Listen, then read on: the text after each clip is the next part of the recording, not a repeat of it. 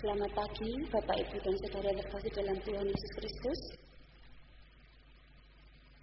Kita akan memulai ibadah kita pada minggu hari ini.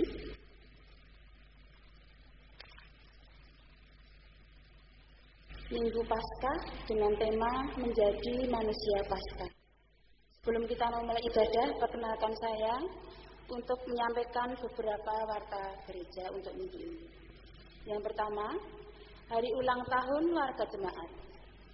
Majelis dan jemaat mengucapkan selamat ulang tahun di minggu ini kepada Ibu Titik Mariantini tanggal 4 dari kelompok 5, Saudari Tesalonika Krisma Ferisianida tanggal 5 dari kelompok 3, Saudara Alfa Immanuel Randongkir tanggal 5 dari Banyubiru, Ibu Diah Sulistianing Tias tanggal 7 dari kelompok 4, Bapak Sri Widodo tanggal 8 dari kelompok 3, Saudara Daniel Kristianando tanggal 8 dari Banyubiru, Bapak Danang Kris Aprianto tanggal 9 dari kelompok 2, serta Ananda Neralda Apriliani Salsabila tanggal 10 dari kelompok 5.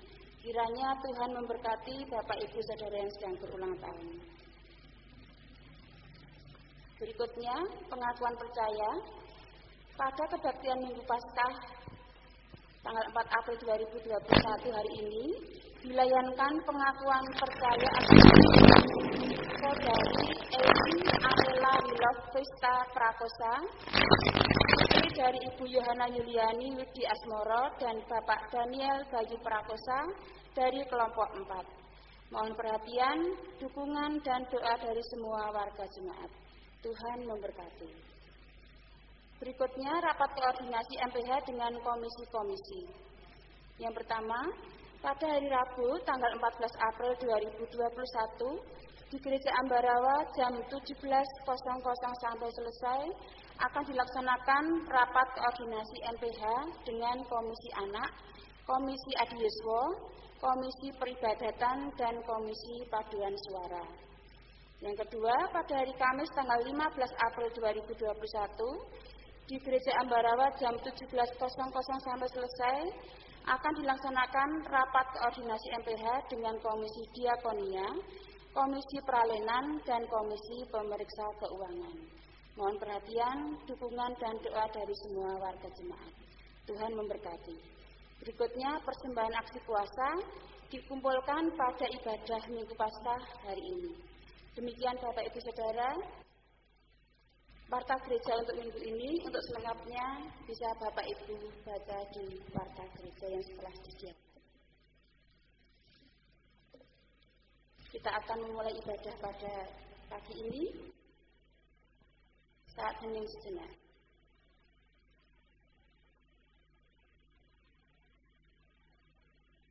Jemaat, saya undang untuk berdiri. Marilah kita memulai ibadah dengan panggilan beribadah dengan menyanyikan pujian PKJ 88 bait yang pertama, Pagi Hari yang Sunyi.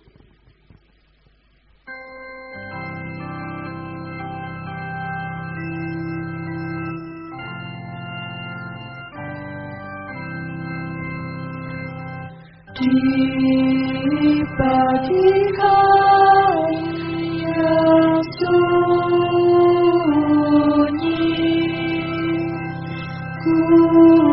kuburnya terbukalah, Yesus Kristus Putra Allah sudah bangkit. Sungguh Dia sudah bangkit bagi dunia dan isinya. Mari sambut Dia, haleluya.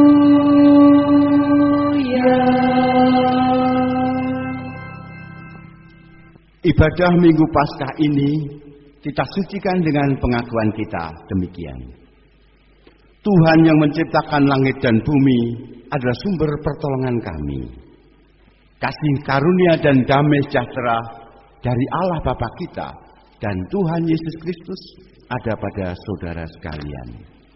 Amin. Jemaat dipersilakan duduk. Mari kita ungkapkan rasa syukur kita karena kita diperkenankan untuk merayakan Paskah di tahun ini dengan menggunakan bait yang kedua. Mari semua sambutlah hari sungguh mulia.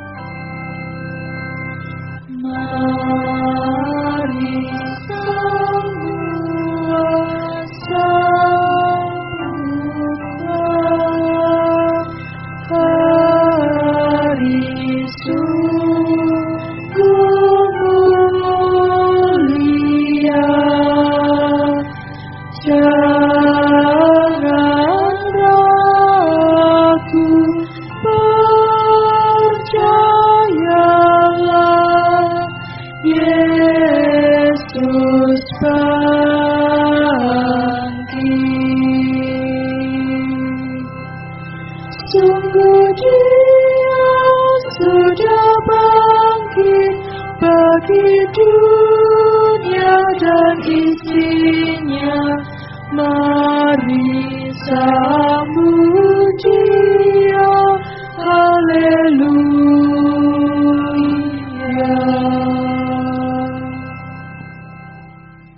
Bapak Ibu Saudara yang terkasih, kita akan membaca hukum kasih yang terdapat di dalam Matius 22 ayat 37 sampai 40 yang demikian firman-Nya.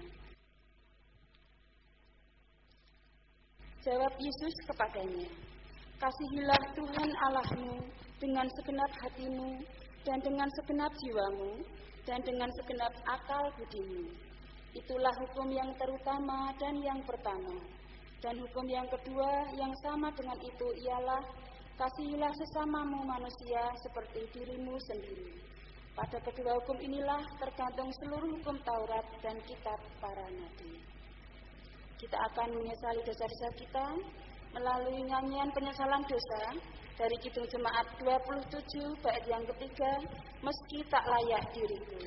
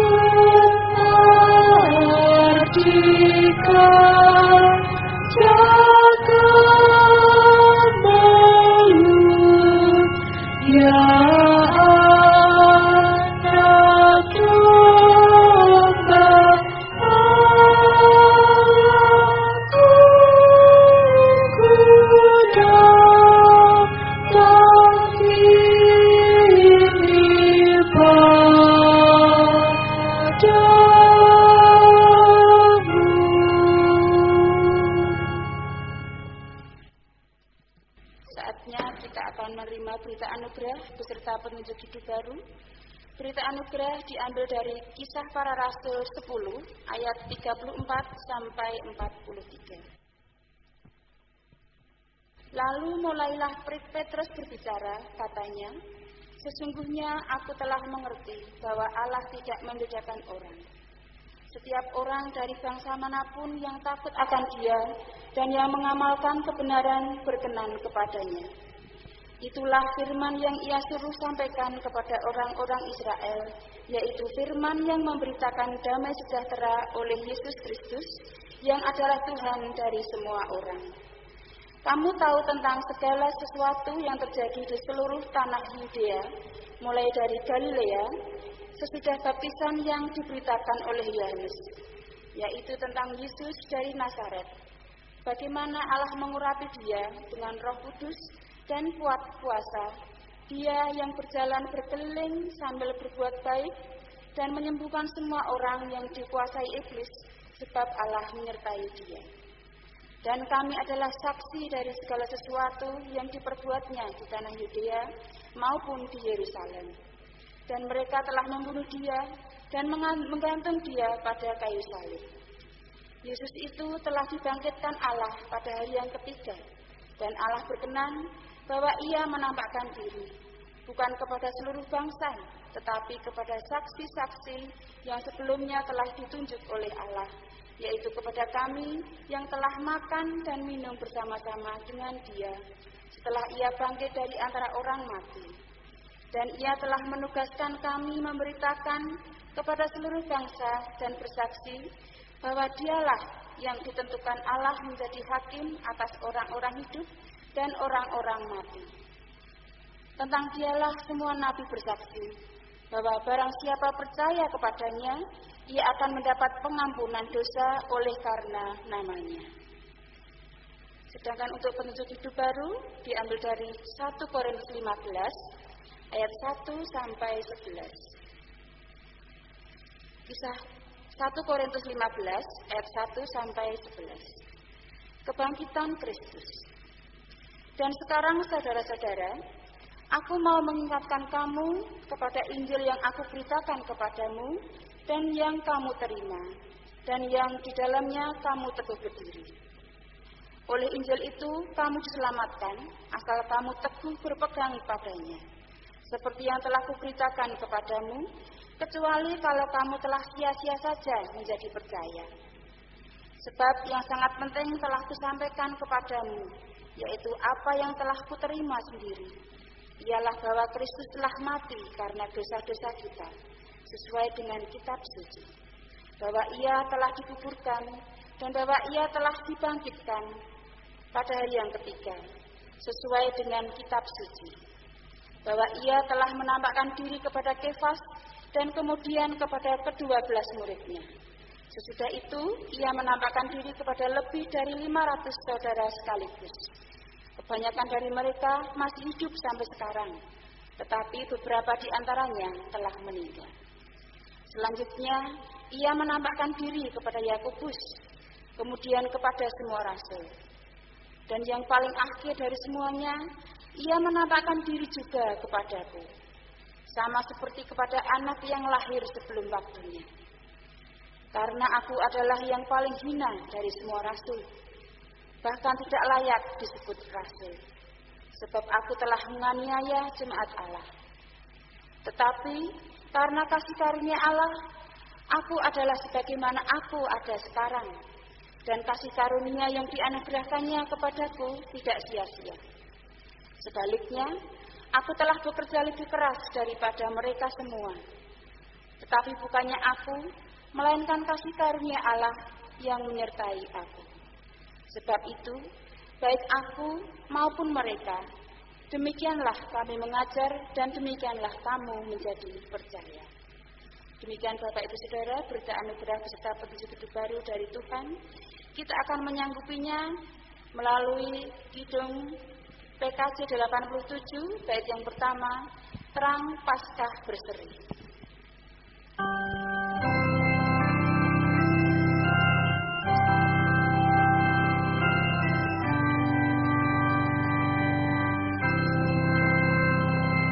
Terang Paskah berseri, tersingkirkan sajian.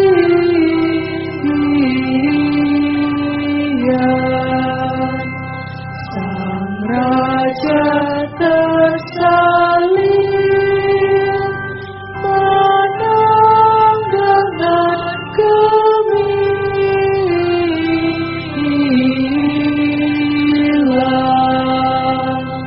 Andaikan Tuhanku tak dibangkitkan lagi, percuma imanku. Tetapi Dia bangkit, Dia bangkit, Dia bangkit, Dia bangkit.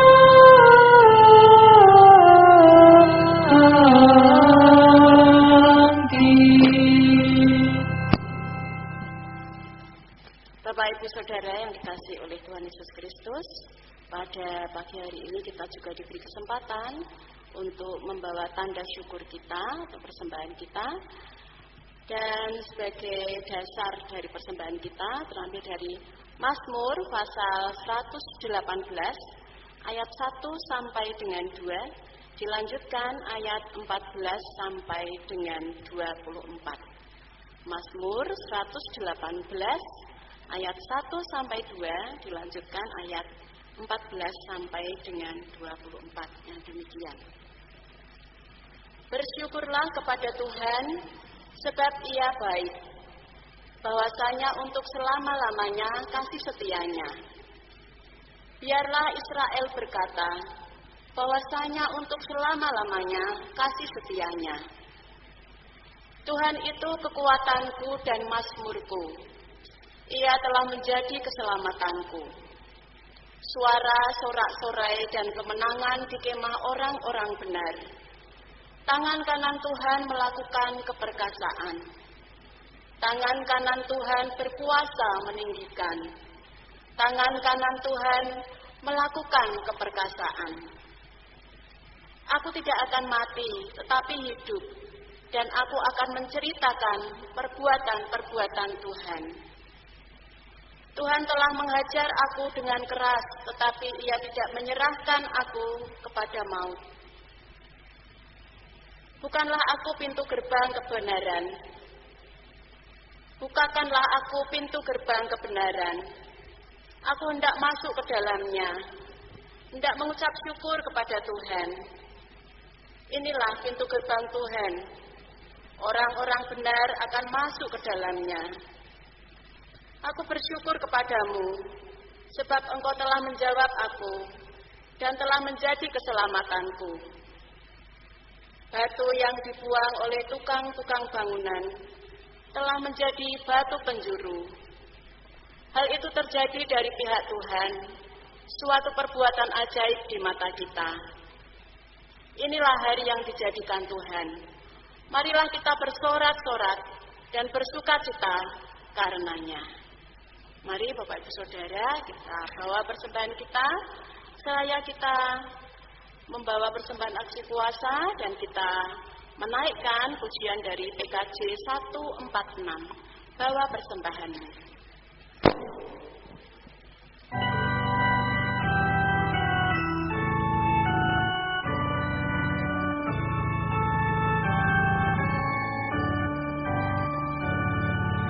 Rahmat Tuhan padamu tidak tertandingi oleh apa saja pun dalam dunia. Kasih dan karunia sudah kau terima, bawa persembahanmu, tanda sukacitamu, bawa persembahanmu, ucaplah syukur. Kami undang untuk bangkit berdiri, mari kita berdoa. Bapa Allah surgawi, Allah yang sungguh amat baik, yang kasih setianya untuk selama-lamanya. Seperti pujian yang kami naikkan Tuhan, bahwa rahmat-Mu kepada setiap kami tidak tertandingi oleh apapun juga di dalam dunia ini. Dan sepatutnya kami bersukacita oleh karena kasih-Mu yang besar, oleh karena setia-Mu kepada setiap kami. Terima kasih Tuhan.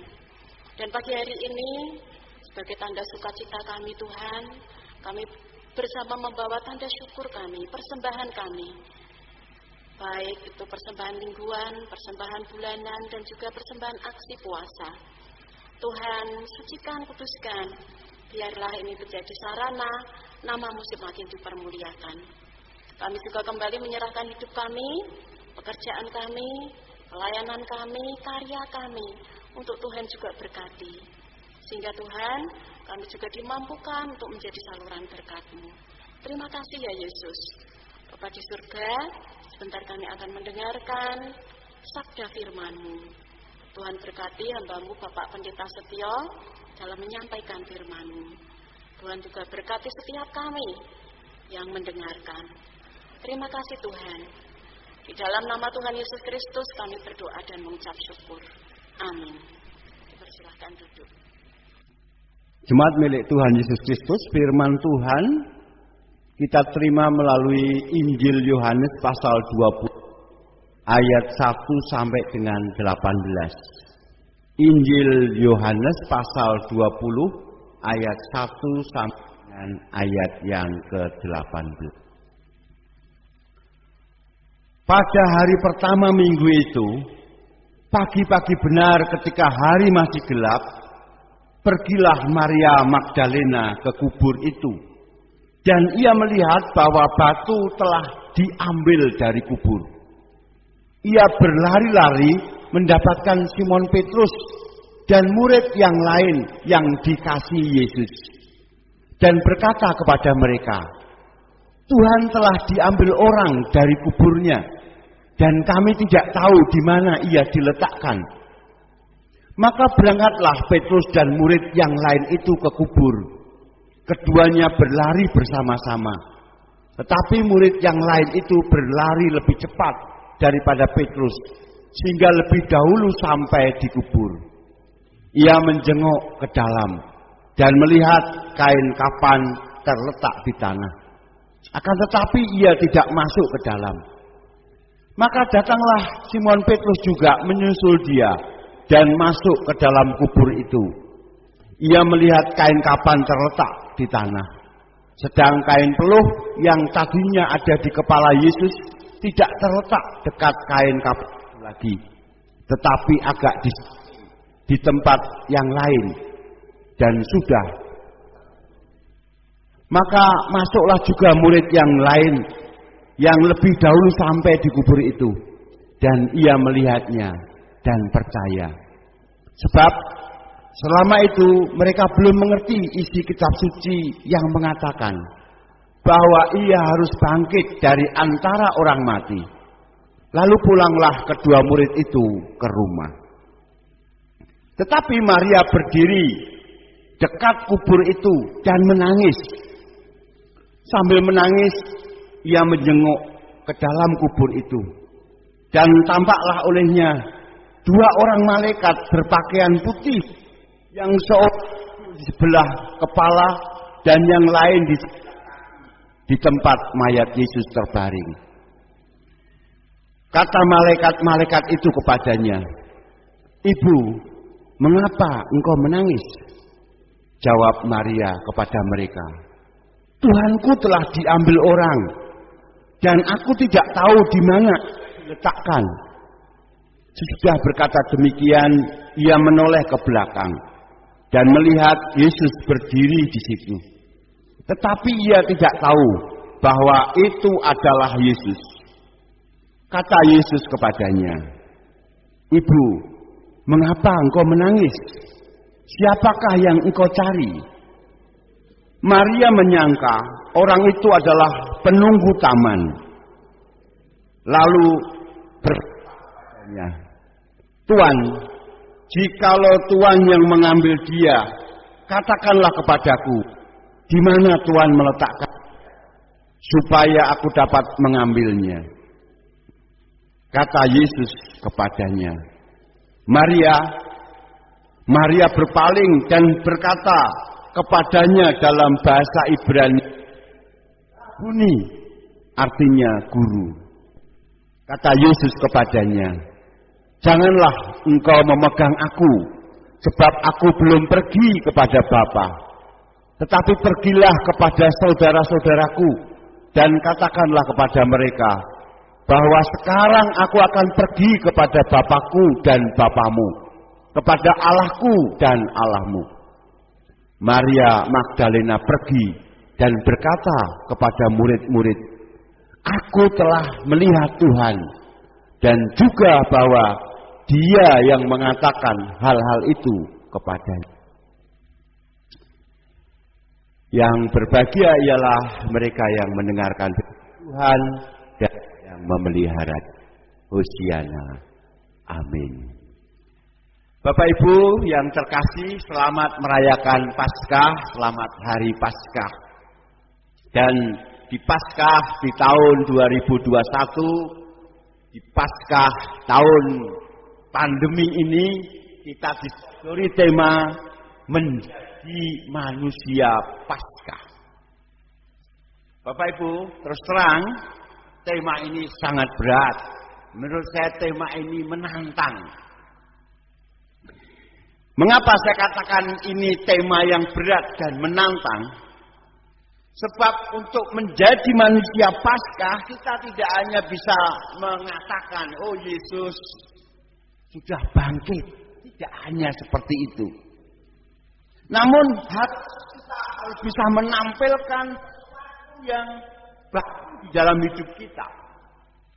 Jadi kita harus mau mengubah diri kita seiring dengan apa yang kita katakan. Itu sudah bangkit. Padahal Bapak Ibu, peristiwa kebangkitan itu adalah sesuatu yang sangat sulit untuk dinalar. Karena peristiwa kebangkitan ini ya sebuah mukjizat yang dilakukan oleh Allah Bapa. Peristiwa kebangkitan ini tidak ada satu orang pun yang tahu. Ya, hanya tiba-tiba diceritakan tentara ketakutan yang menjaga kubur itu. Lalu pintu kubur yaitu batu itu terguling. Lalu Maria Magdalena sudah mendapati pintu itu sudah terbuka. Dan Maria serta murid-murid yang lain mendapati kuburan kosong. Jadi ini sebuah mukjizat yang melampaui akal budi manusia. Bahkan melampaui sebuah keyakinan itu sendiri. Ya, melampaui sesuatu yang biasa kita sering objektif. Nah, Bapak Ibu yang terkasih, di satu sisi kita harus menunjukkan kebangkitan, sisi yang lain kebangkitan itu adalah sesuatu yang mukjizat yang tidak bisa kita pahami secara akal. Sisi yang lain, ajaran Kristen, inti iman Kristen itu adalah kebangkitan. Ya ini jadi sesuatu yang harus mampu kita kombinasikan, mampu kita jembatani. Jadi melalui kebangkitan itulah kita bisa melihat para murid yang pada saat itu ada di tengah-tengah ketakutan, kecemasan, kekhawatiran.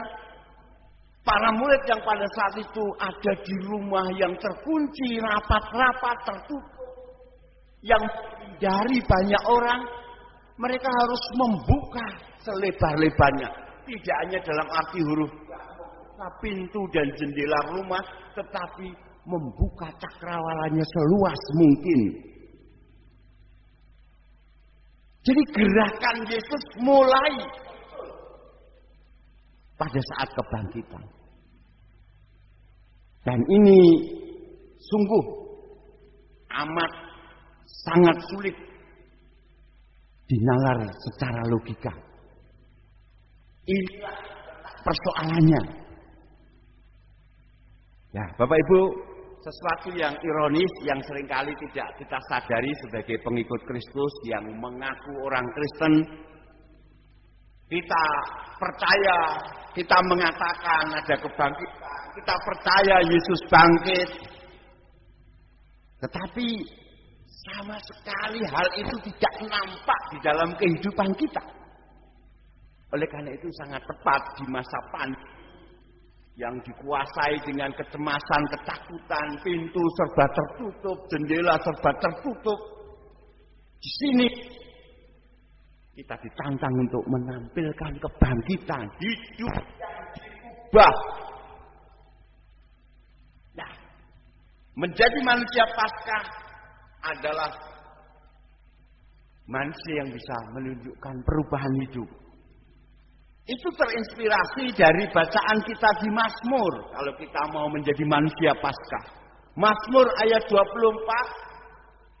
Mazmur 118 tadi ayat yang terakhir 24 mengatakan, inilah hari yang dijadikan Tuhan. Maksudnya, pada saat kita percaya Paskah, ya pada saat itu kita yakin Tuhan berkarya. Saatnya Allah melakukan sesuatu dalam hidup kita. Jadi ayat 24 Mazmur tadi mengatakan, inilah hari dijadikan Tuhan, mari kita bersorak-sorak, mari kita bersukacita karenanya. Jadi orang atau manusia Paskah adalah manusia yang melihat, percaya ini harinya Tuhan, maka orang tersebut bersukacita, bergembira. Pada dasarnya saya kasih ayat Mazmur ini tidak menyadarkan setiap manusia, manakala manusia bangun tidur setiap pagi, semestinya manusia yang bisa bangun tidur itu bisa bersyukur karena diberi hari yang baru, diberi energi yang baru, diberi kekuatan yang baru, bahkan diberi kesempatan yang baru, diberi kemungkinan baru yang belum pernah dialami. Tetapi saya kasih, justru inilah ya.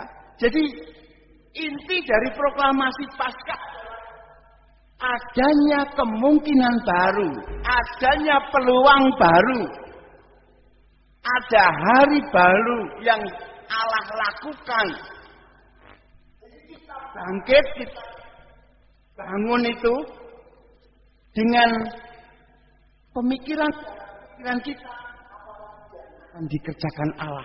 Apalagi yang akan diberikan oleh Allah, berkat apalagi yang akan kita terima. Jadi manusia Paskah adalah manusia yang berusaha merangkul segala kemungkinan yang ada yang dikerjakan oleh Allah, yang tentunya tidak bisa kita kontrol. Ya, di sini sulitnya. Jadi manusia Paskah adalah manusia yang terbuka pada peluang-peluang, pada alternatif-alternatif, dan dia sadar dia tidak bisa mengontrol peluang-peluang baru tersebut.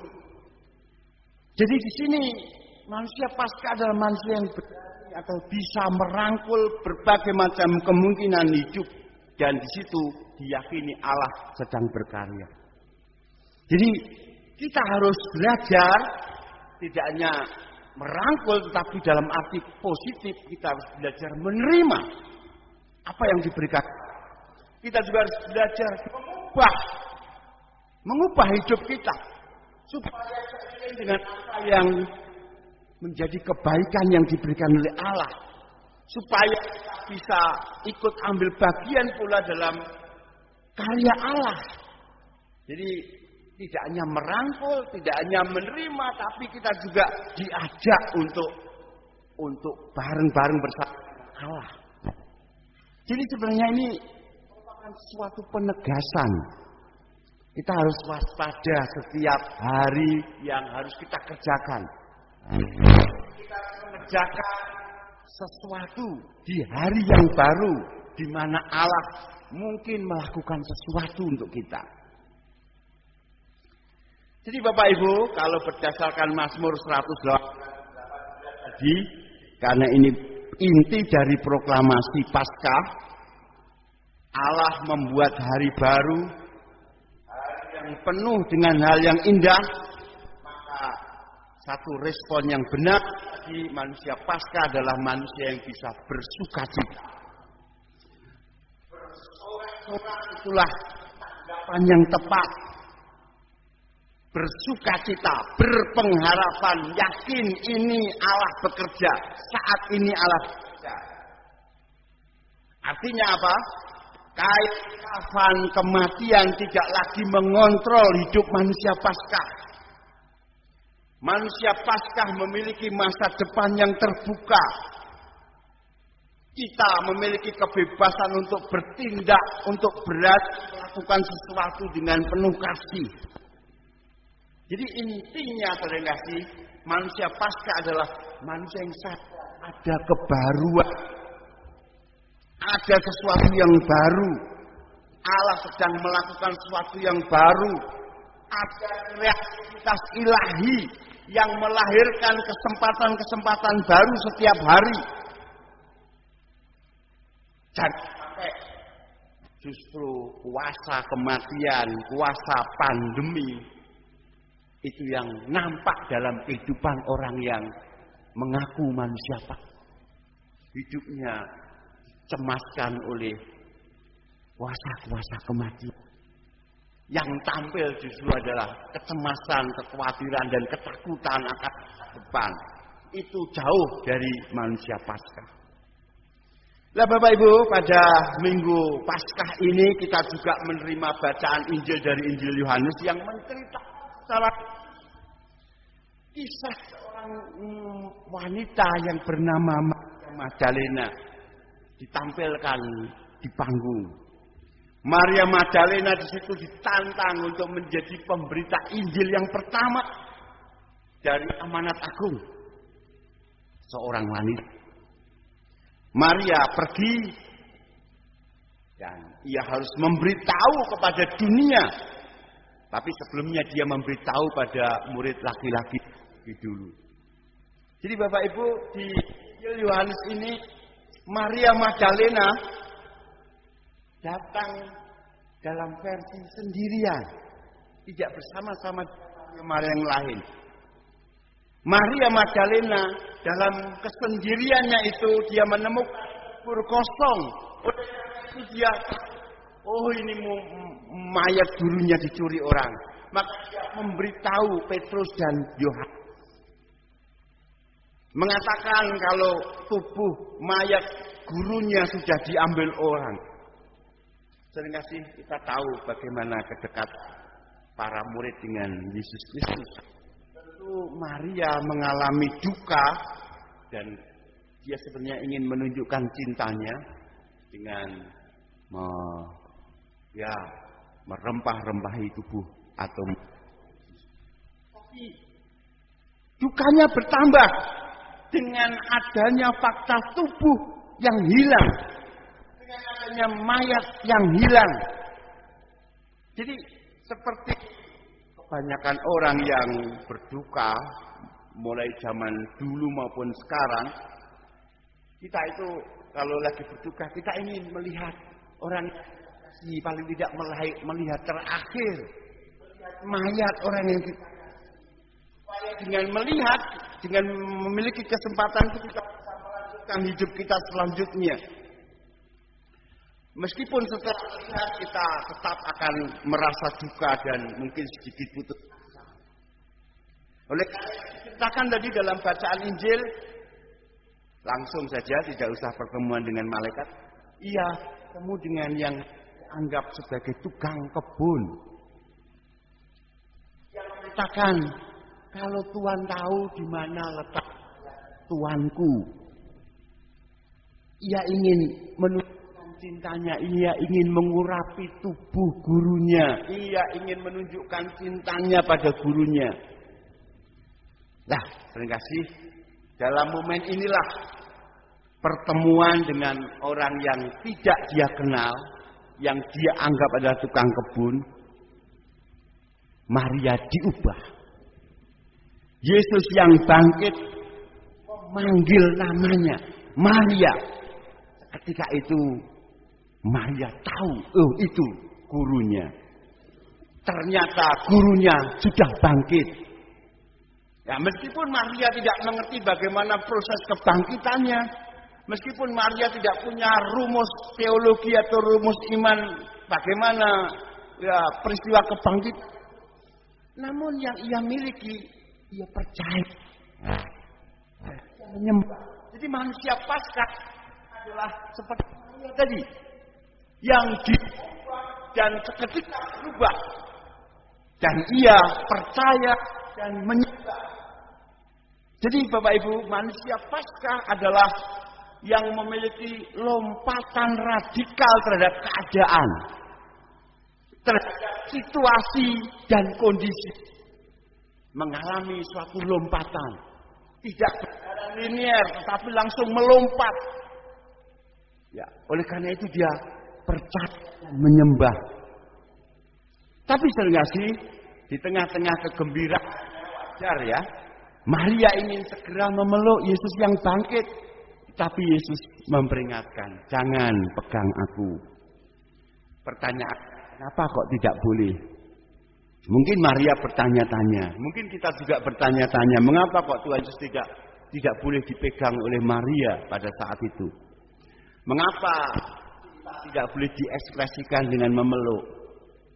Ya mungkin kalau secara ilmiah kita bisa mengatakan tubuh Yesus yang bangkit itu sudah bersifat kuantum, sudah diangkat ke frekuensi yang lebih tinggi. Mungkin tubuh kebangkitan itu terlalu energik dan berbahaya untuk disentuh orang seperti Maria. Atau tubuh bangkit itu terlalu suci untuk dijamah, bisa jadi. Tetapi enggak sih, ada satu pelajaran yang terdalam dari apa tubuh bangkit itu tidak boleh ini mengerti teologi. Mungkin Yesus berkata kepada Maria, kepada kita, jangan memeluk, jangan berpegang pada gambaran statis tentang Yesus.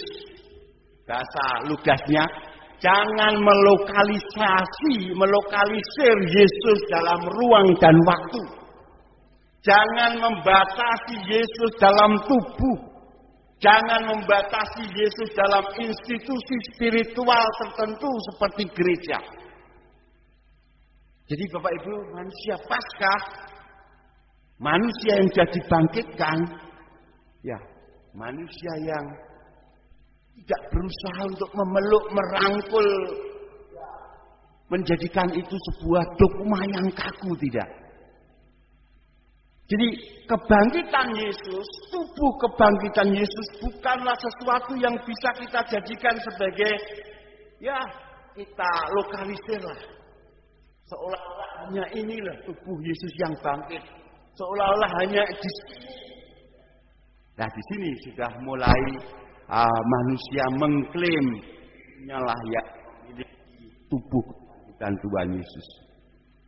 Seringkali manusia mengontrol Yesus melalui kekuatan institusi, melalui kekuatan intelektual, melalui ritual. Padahal kita tahu kebangkitan Tuhan Yesus itu sebenarnya adalah menyingkap tabir hubungan antara surga dan bumi. Tubuh kebangkitan itu adalah penghubung sejati. Tubuh kebangkitan itu adalah anak tangga antara surga dan bumi. Jadi jembatannya surga dan bumi. Dan orang tidak boleh mengklaim, oh jembatan itu ada di GKJ. Oh jembatan itu ada suatu denominasi tertentu. Tidak bisa.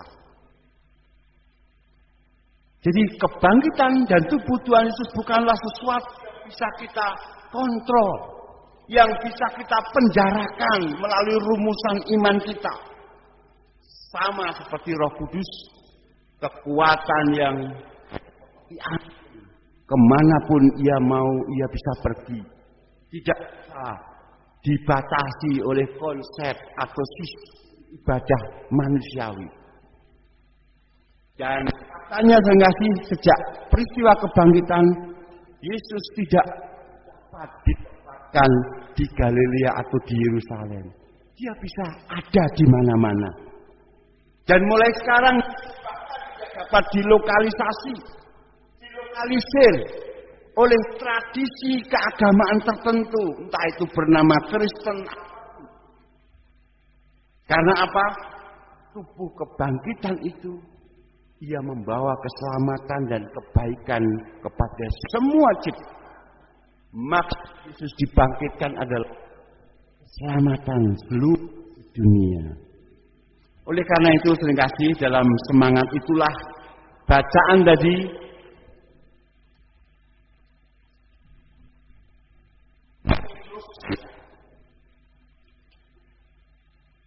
dalam rasul yang kita terima memberitakan global yang menegaskan bahwa Tuhan tidak melakukan keberpihakan kepada bangsa atau ras atau budaya gereja, tidak. Kebangkitan untuk semua. Kebangkitan adalah keselamatan bagi semua yang percaya, yang mampu melakukan lompatan Maria Magdalena tadi. Jadi manusia adalah manusia yang percaya bahwasanya penghubung surga dan bumi itu bisa ditemukan di mana. Tidak ada zona atau waktu yang bebas dari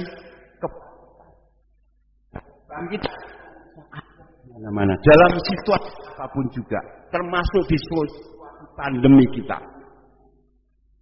Nah, sehingga sih, dan itu sungguh nyata. Kebangkitan itu nyata di abad pertama kekristenan. Ketika orang percaya menantikan kehidupan baru, mereka mulai memperhatikan yang terhilang, yang rentan, yang terasing, yang berduka, menyentuh mereka yang dipenjara, yang kelaparan, sebagainya. Sekali lagi, kita bisa membangun tembok dan membatasi. Kalau menampung, bangkitan itu hanya ada di tempat kita.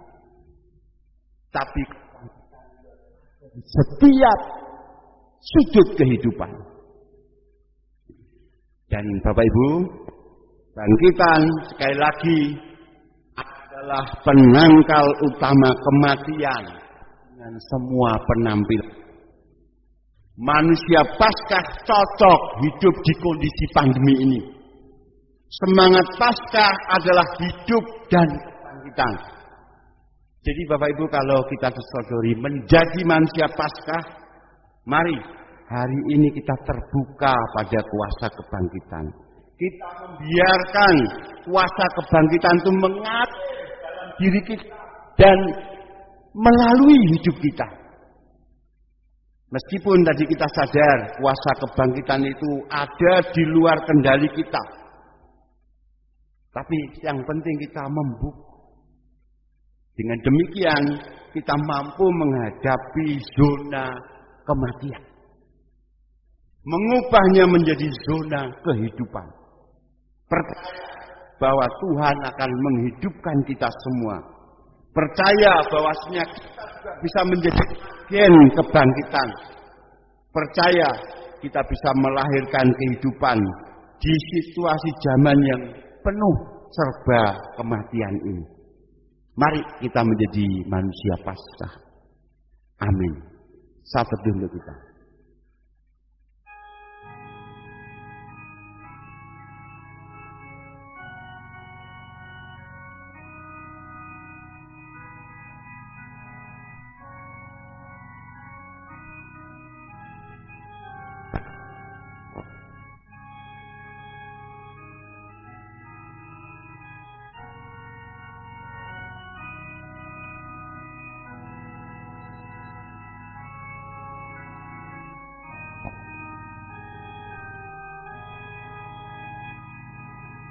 Bapa Surgawi, di tengah-tengah masa pandemi ini, Engkau menuntun kami untuk benar-benar menghayati, menghidupi kejatian diri kami sebagai manusia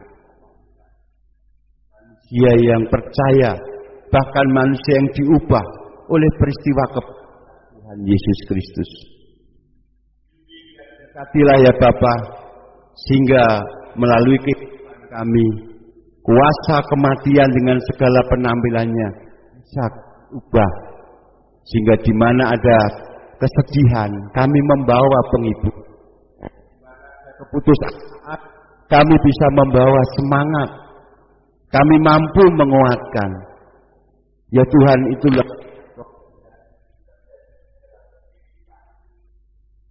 Bapa, pada ini kami menyerahkan kehidupan berkeluarga kami. Tuhan berkati setiap anggota keluarga kami. Tuhan berkati juga hidup masyarakat maupun di tengah-tengah gereja. Tuhan tolong, Tuhan mampukan kami, sehingga kami mampu menjadi terang menjadi lilin, menjadi cahaya kehidupan, menjadi garam, menjadi penyemangat, penyegar kehidupan. Dan itulah yang Kau kehendaki bagi setiap kami. Juga untuk kehidupan berbangsa dan bernegara kami, ya Bapa.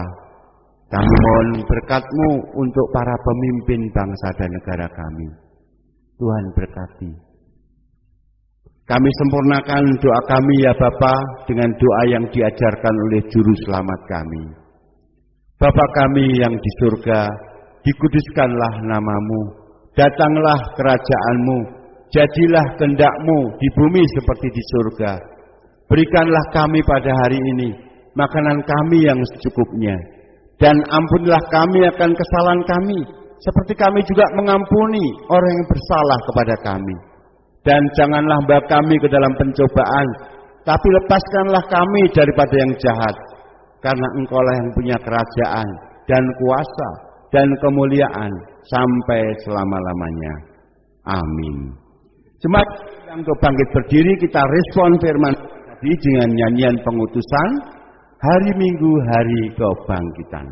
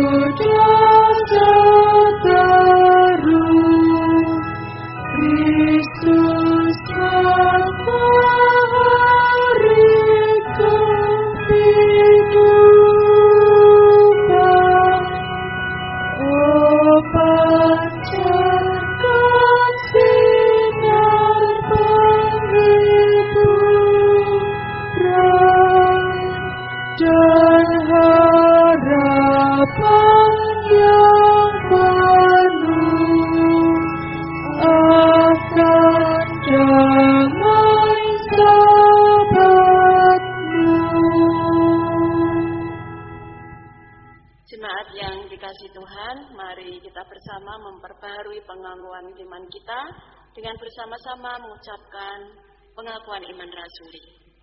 Aku percaya kepada Allah Bapa yang Maha Kuasa, Khalik langit dan bumi, dan kepada Yesus Kristus, anaknya yang tunggal Tuhan kita, yang dikandung daripada Roh Kudus, lahir dari anak darah Maria, yang menderita di bawah pemerintahan Pontius Pilatus, disalibkan, mati dan dikuburkan, turun ke dalam kerajaan maut. Pada hari yang ketiga, bangkit pula dari antara orang mati, naik ke surga, duduk di sebelah kanan Allah Bapa yang Maha Kuasa, dan akan datang dari sana untuk menghakimi orang yang hidup dan mati. Aku percaya kepada Roh Kudus, gereja yang kudus dan am, persekutuan orang kudus, pengampunan dosa, kebangkitan daging, dan hidup yang kekal. Jemaat yang terkasih,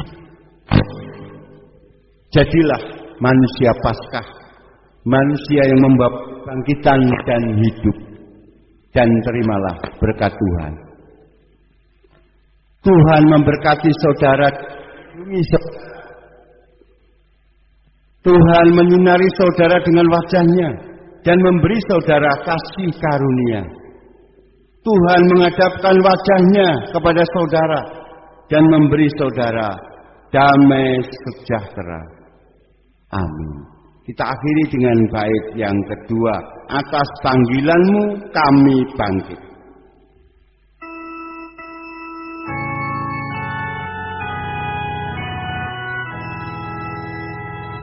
Atas panggilan-Mu kami bangkit, hidup dalam hidup-Mu, dari kubur dosa kami.